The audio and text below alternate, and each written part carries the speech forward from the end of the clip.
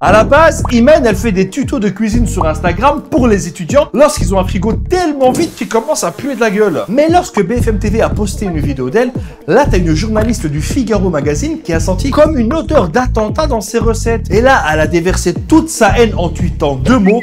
11 septembre. Ensuite, t'as eu une tornade de haine. Les deux ont été menacés de mort. Et il y en a qu'une qui a reçu le soutien du ministre de l'Intérieur. À votre avis, laquelle? Allez, je vous donne un indice. C'était pas Imen. Ah, ça faisait longtemps qu'on n'avait pas entendu parler du foulard. Ça m'avait presque manqué. Tu sais, avec le Covid, il s'était fait aussi discret qu'un musulman à Béziers.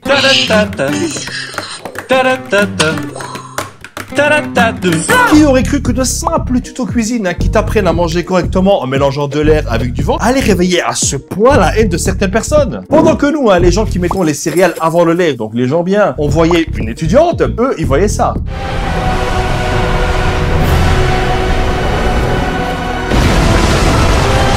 En faisant mes recherches, j'ai appris que la journaliste en question était déjà allergique aux musulmans à l'époque. En 2019, après l'attentat de la préfecture de police de Paris, elle a déclaré « Oui, une conversion à l'islam est un signal d'alerte qui doit déclencher une enquête. Évidemment. Et c'est pas être islamophobe que de le dire « je suis désolé ». Attends, laisse-moi réfléchir. Ah ben si, c'est islamophobe, si, complètement, si. Donc les frères Christian et Eric qui veulent porter des djellabas et dire « ahi » à la fin de chaque phrase, prenez le temps de réfléchir. Heureusement que cette journaliste ne présente pas d'émission.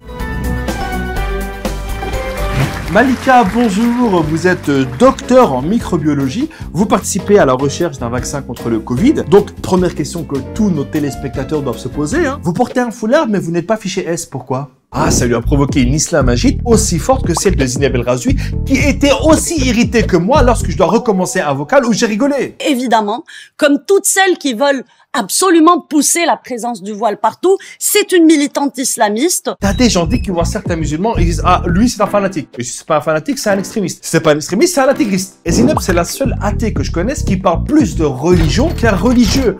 C'est comme ces personnes qui regardent cette vidéo sans s'être abonnées à la chaîne. Abonne-toi. Dédicace à toutes les personnes qui aiment bien comment on demande de s'abonner. Elle parle tellement d'islam que je suis sûr que si tu lui demandes rien que l'heure, elle va te répondre. Je peux savoir pourquoi? Vous voulez pris dans la rue, c'est ça? C'est pas la charia ici, ok?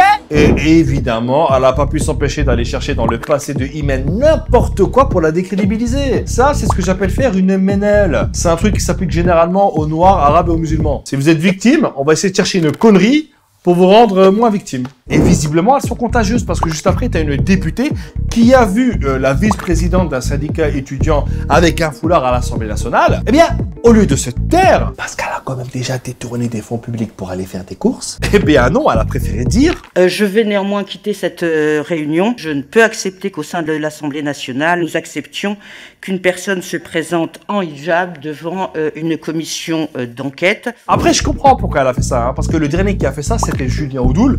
Et regarde, depuis, le mec, il est invité partout. Tu sais, le foulard, c'est un truc qui lance des carrières. Ensuite, Ségolène Royal a dit qu'elle aurait aussi quitté la salle si elle avait été là. Mais quand on lui a dit que c'était légal, en fait, elle a répondu. Eh ben oui, mais c'est parce que le règlement n'a pas pu prévoir ce cas-là. À longueur de temps, ils disent que les musulmans, ils doivent respecter les lois et les règles de la République. Et quand ils les respectent, ils cherchent à les modifier. Décidément, ce foulard, il a plein de pouvoirs. Mais celui de te faire passer de Parti Socialiste à Rassemblement National, ça, je le connaissais pas. Bon, heureusement qu'ils invitent des femmes en foulard sur les plateaux télé pour pouvoir s'exprimer. Ça, c'est ce que j'aurais dit si on était au Royaume-Uni. Oui, parce que là-bas, ça n'a rien à voir. Pendant qu'en France, il y a Imen, étudiante, tuto cuisine 11 septembre, là-bas, c'est Nadia Hussein, chef cuisinière, émission à la télé et médaille de l'ordre de l'Empire britannique.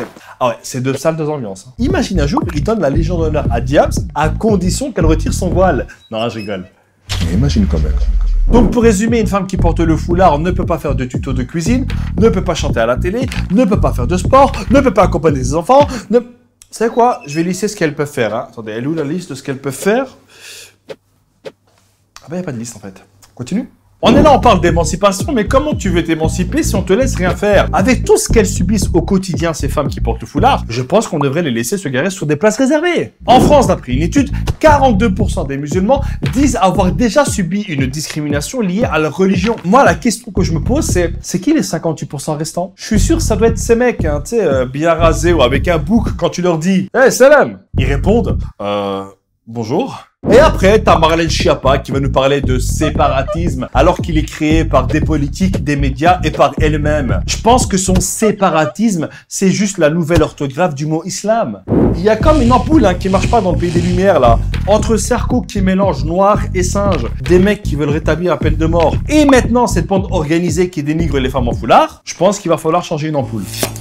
Et au final, grâce à toutes ces polémiques autour du foulard, on voit directement qui est-ce qui a des vraies solutions pour les Français et qui n'en a pas. Du coup, avec tout ça, j'ai deux questions. La première, quelle recette d'hymen vous allez appliquer? Et la deuxième, qu'est-ce qu'on peut faire pour réunir tout le monde, quelles que soient nos appartenances? Vous mettez ça en commentaire et on se donne rendez-vous à la prochaine. Ciao! Attendez, sans comment? Et non, c'est pas une pub pour vous demander de vous abonner ou alors pour regarder un autre épisode, non. Par contre, si vous voulez le faire, vous pouvez cliquer là pour vous abonner et regarder un autre épisode là. Faites-le. Je vous attends. J'ai tout mon temps.